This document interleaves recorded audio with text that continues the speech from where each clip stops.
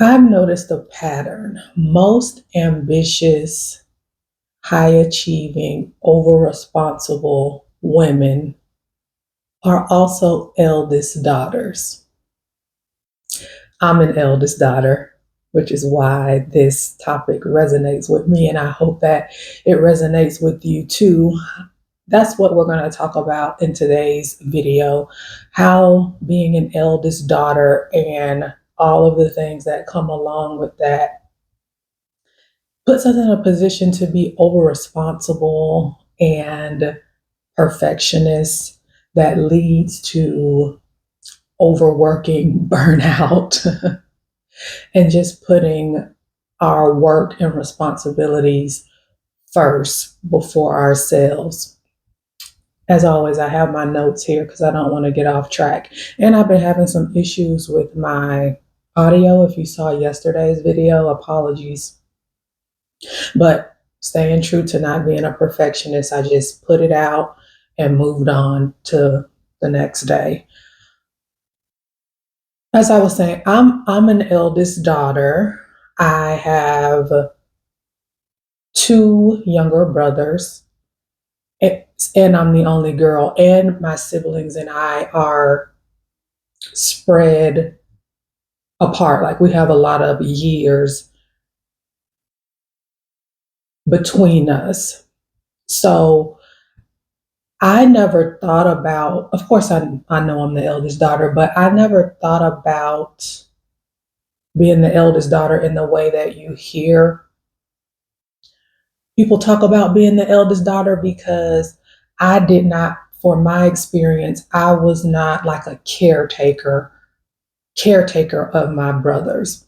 Again, we were so far apart in age, and I think me being a girl as well, um, my parents didn't make me like caretake for them or make me have them like follow me places. And I do hear that story from a lot of other women who are eldest daughters. They have that parentification element, like they're another parent to their siblings. And I feel deeply for those women because I can't even imagine what that would be like. So if that has been your experience, I definitely feel for you. Even though that was not my experience, I did have the pressure of being the example. And I also had younger first cousins that I was close to, that we grew up alongside each other together. So I also felt like I had the pressure to be the example for them as well. And what that being an example looked like was being extremely responsible, doing everything right and perfect, because Erica, you have these people underneath you looking up to you. So you have to do it right. You have to set the example. You have to be perfect. You have to be on the straight and narrow, buttoned up, make no mistakes.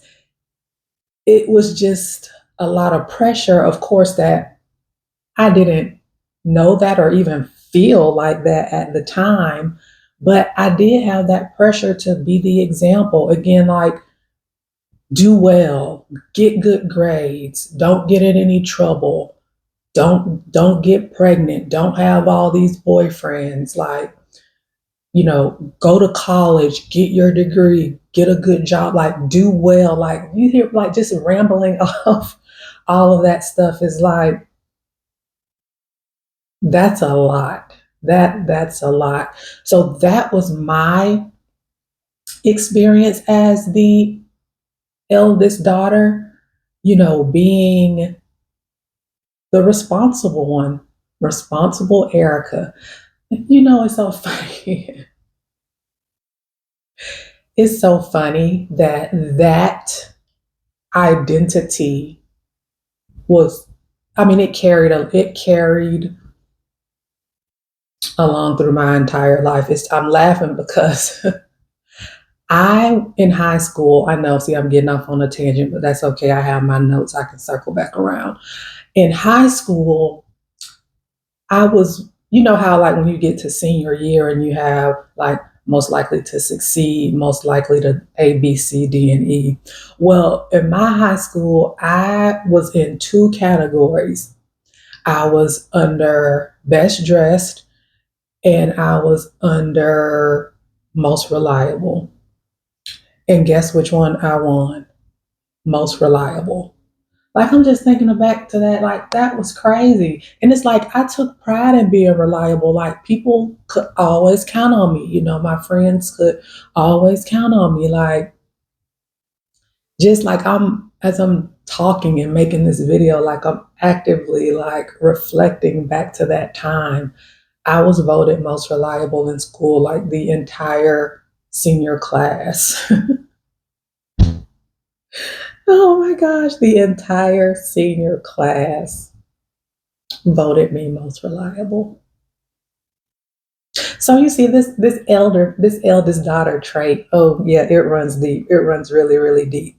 So how did these characteristics and pressures as an eldest daughter show up for me, how they may show up for you, and how they just tend to show up for women who are eldest daughters who are now, you know, adult women who are ambitious, overachievers, overworked, probably burnt out. And if you haven't burnt out, you're extremely exhausted, maybe on the verge of burning out. You never rest.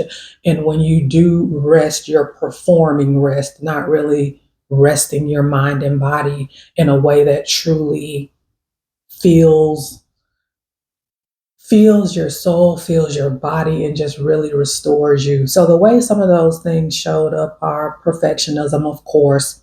I think today is day 3 that I'm doing this 100-day video challenge, and I think in every video I've mentioned something about perfectionism. And for me, like being a recovering perfectionist and how that identity is so deeply ingrained in me. And if you can relate, let me know down in the comments. But even though I'm in a place where I've done a lot of therapy, I've done a lot of self reflection, and I understand that identity trait in me, it just never really goes away. You have to continuously check it every time it presents itself.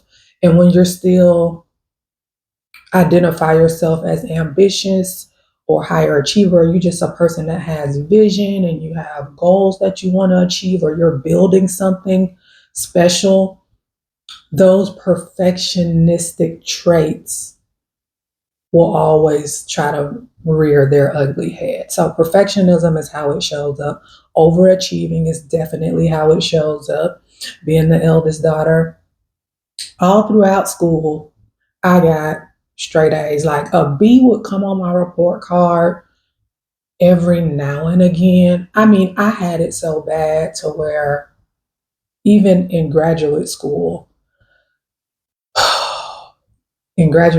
girl, I got straight A's and one B. And to this day, I was like that one B wore me out. And I'll never forget it was the managerial accounting and finance was the class that I got that B in. So overachieving is how it shows up. And if you can relate to that, let me know in the comments. But girl, overachieving. Again, you look in the dictionary for overachieving, my picture might be there too. High internal standards is how it also can show up. I definitely have, just high expectations for myself, high standards for yourself, and I'm sure you do too. Just, always just trying to do your very best, and oftentimes, let me know if you've experienced this, but oftentimes the very best that you have for yourself is so high, and you categorize that as like your everyday standard.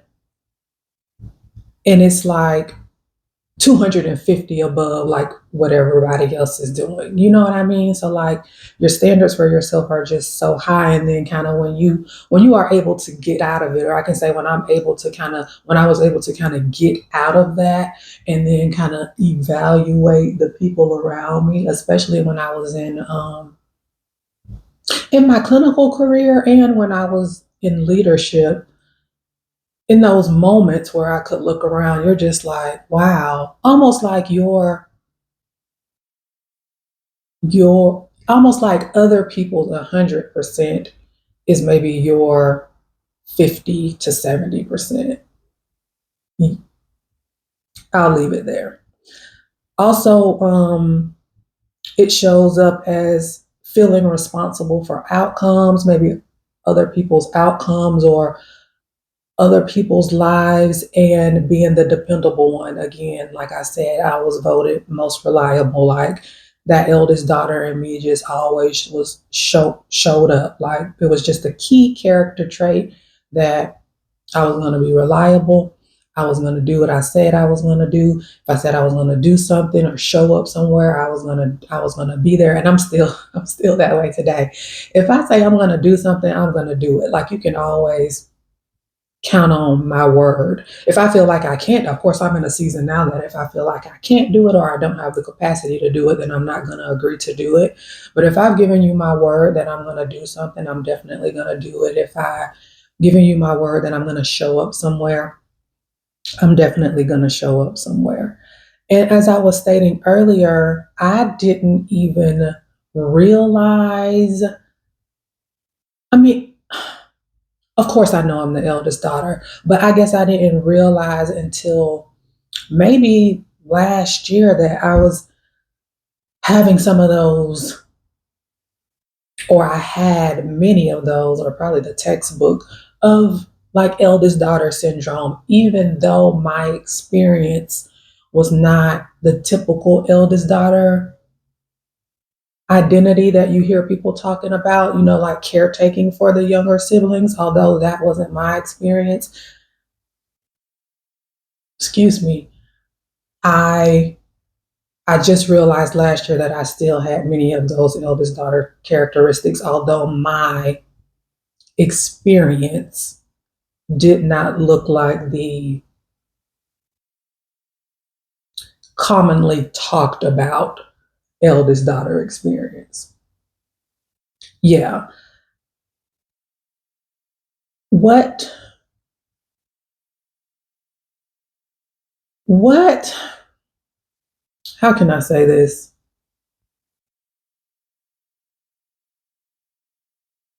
When you grow up feeling responsible for everything or being your siblings' example, and for me, my siblings and my younger cousins examples, you grow up into an adult who overfunctions. And over functioning just looks like all the things that I just talked about previously. Just doing the most in everything, not giving yourself any grace, just doing everything, being everywhere, go, go, go, do, do, do, and having these internal standards that are so high that you just wear yourself out. You just wear yourself out at the end. It's going to catch up with you sooner or later. Like moving through the world in that way, in that capacity, is going to catch up with you, and you're going to burn out. Because ultimately you're doing things for everyone else except yourself. Yourself, your needs, your well-being is nowhere to be found when you're moving through the world like that.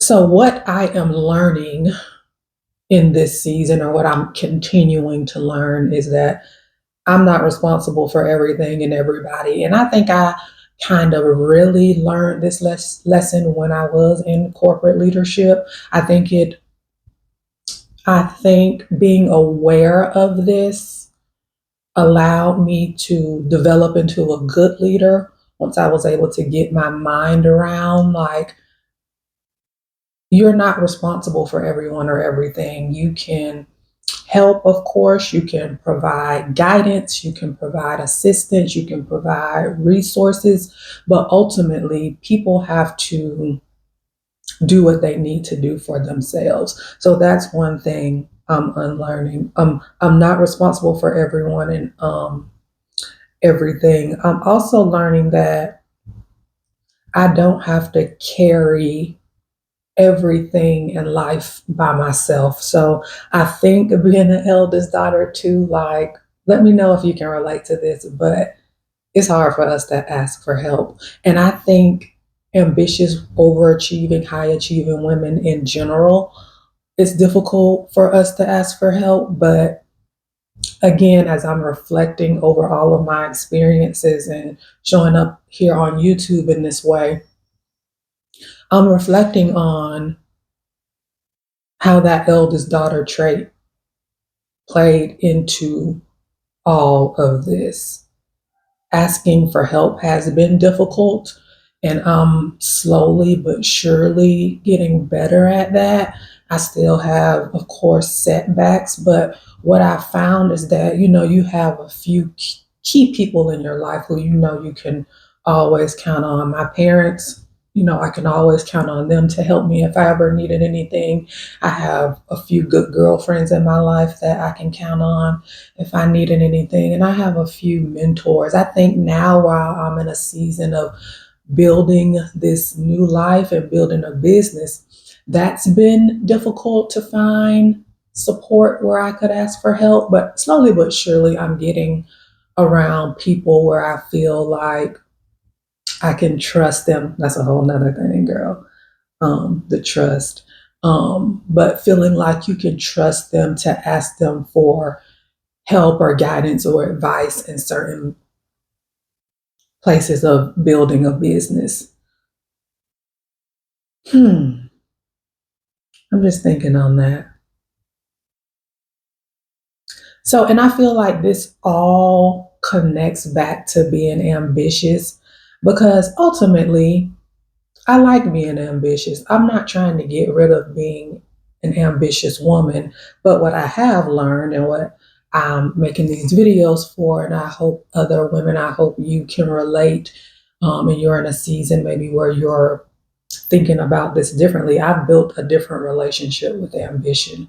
It's not about doing all the things, completing all of the goals, building things at the cost of my own sanity, my own health, my own well being. It's just about having a more sustainable relationship with ambition. Again, what I call easeful ambition. And I don't call it easeful ambition because it's easy, of course. I just phrase it that way because ease for me is an action word. And that's how I want to be, in a state of flow and not force, and just being very intentional and mindful with my ambition and the things that I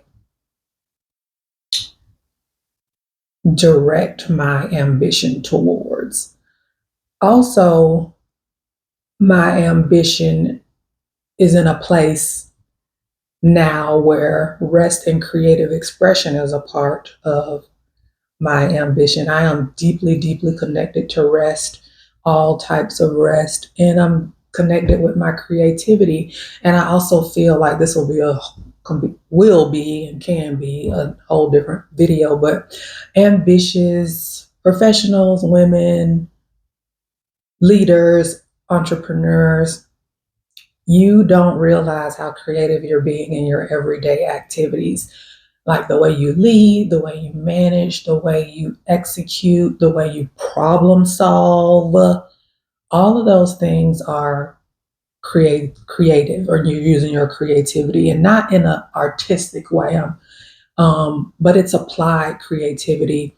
And again, this can be a whole nother video, but since I just brought it up, you're using your creativity in an output type of way. And when you're not refilling that cup with creative rest. You've emptied all of your creativity, so you need to fill it back up. You need creative rest. And if you're not doing that, that's going to continue to lead to your exhaustion. So, my ambition, I have integrated rest and I have integrated creative expression. I've always been a creative since I was a child, and not for a means of like my artistic creativity.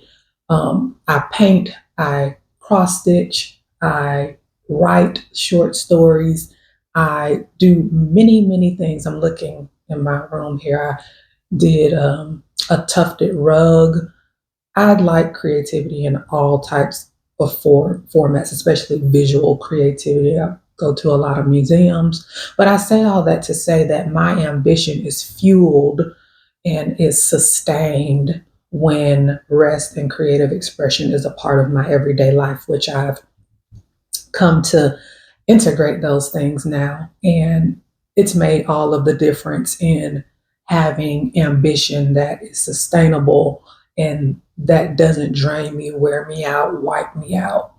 It's just very much so intentional and in alignment for this season that I'm living in my life now. Also, I feel like as eldest daughters, it's hard because you have to get to a place of being aware of these things and then wanting to not to not move through the world that way anymore. So you have to be intentional. So for me, I'm prioritizing my overall health and wellness. I'm prioritizing doing good work, again, work that I deeply care about, and I'm committed to not allowing my ambition to make me lose myself. And I know many eldest daughters, because many eldest daughters are overachievers, ambition, all of the things. They can allow that to exist at the cost of their own health and well being. So, if you're an eldest daughter, an overachiever, you may relate to all of these things. If you do, let me know down in the comments. I just felt like this was a conversation that I wanted to have today, especially around my realization of being an eldest daughter, but having a slightly different lived experience from what is talked about most. And I wanted to share that today. So if you're still here, I'm Erica Prevail, and I share daily conversations for ambitious women, supporting them in rebuilding their relationship with ambition, capacity, rest, and creativity. Until tomorrow's video, bye.